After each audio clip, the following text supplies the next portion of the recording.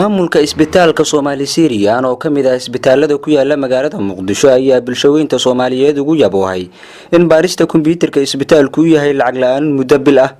Waxa uu sheegay maamulka isbitaalka inay ugu tala galeen dadka danyarta ah ee aan haysan lacagaha ay isaga bixin lahaayeen baarista kombiyuutarka. الحمد لله رب العالمين والصلاة والسلام على رسول الله وبعد اللهم وفقنا لما تحب وترضاه.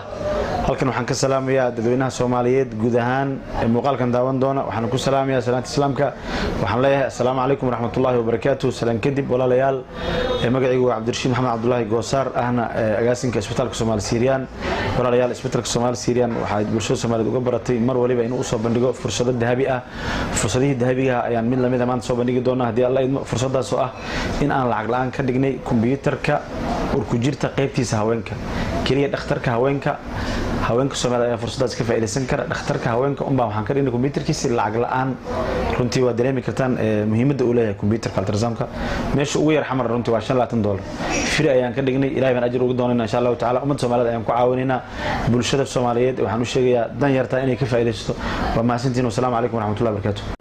isbitaalka Soomaali Syrian oo kamid ah isbitaalada ugu waaweyn magaalada Muqdisho iyo guud ahaan Soomaaliya ayaa ah isbitaal markasta u daneeya bulshada Soomaaliyeed ee danyarta ah mar walibana u taagan sida uu caawin lahaa.